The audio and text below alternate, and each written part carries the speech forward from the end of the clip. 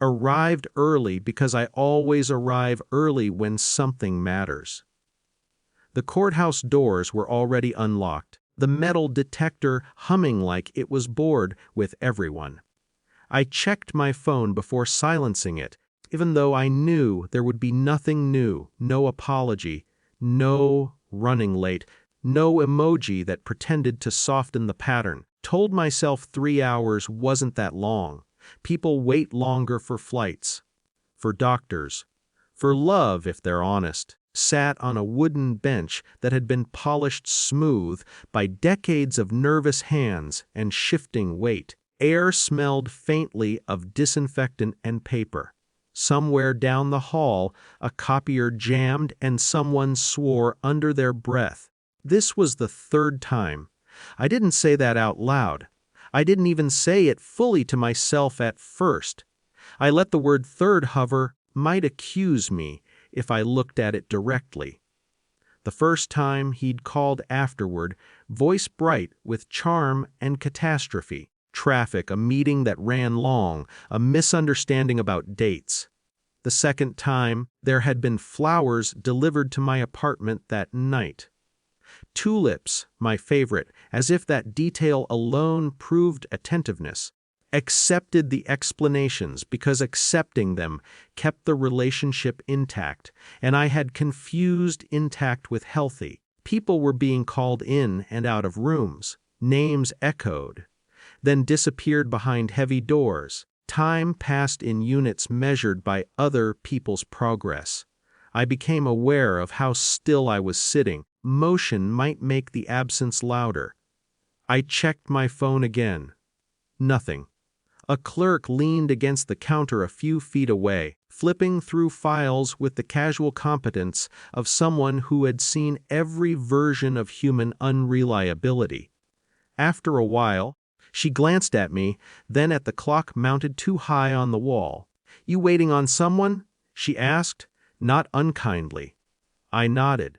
Felt automatic, like nodding to keep a balance. She smiled, then tipped her head toward the far end of the hall. "There's a handsome guy over there who's been waiting for hours too. Why don't you two pair up? Save some time."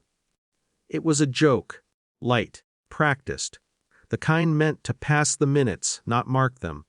I felt heat crawl up my neck anyway, mix of embarrassment and something else I couldn't name yet. I followed her gaze. The man she meant stood near a vending machine, jacket folded over his arm, eyes on his phone. He looked up, maybe sensing attention, and gave a polite, noncommittal half-smile. He didn't know he had been volunteered into my moment.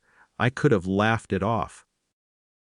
I could have waved my hand and said, "Oh no, waiting for my boyfriend." I had said versions of that sentence so many times, it lived in my mouth like muscle memory.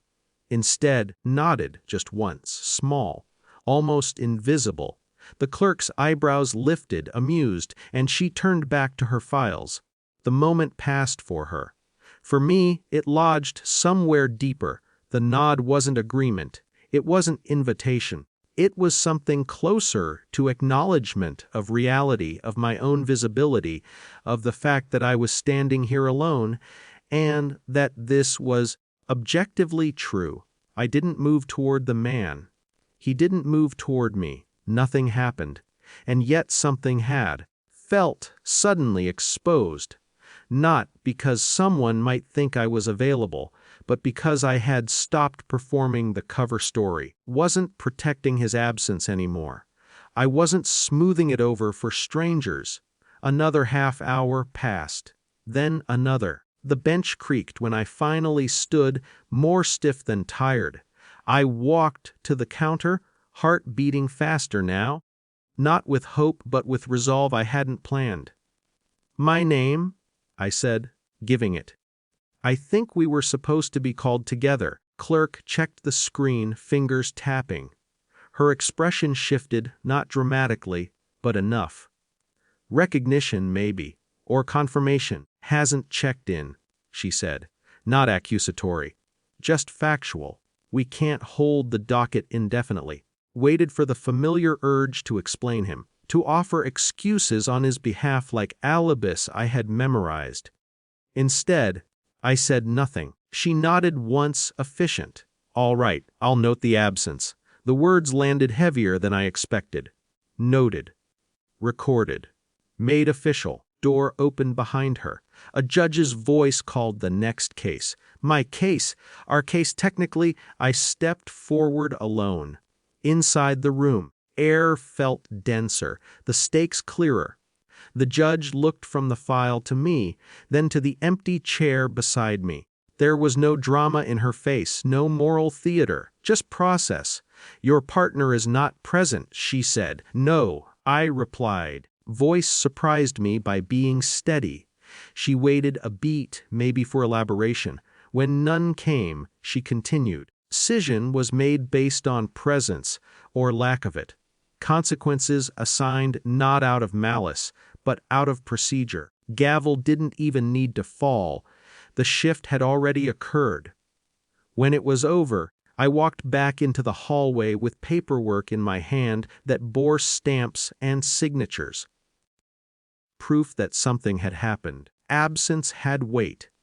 The man by the vending machine was gone. The clerk gave me a brief nod, professional now, and called the next name. Outside, the afternoon had moved on without me. Sunlight caught on the courthouse steps, indifferent and bright. I checked my phone one last time before turning it back on. There was a message then. Of course there was. A cascade of apologies, explanations stacked on top of each other like they might build a bridge back to me.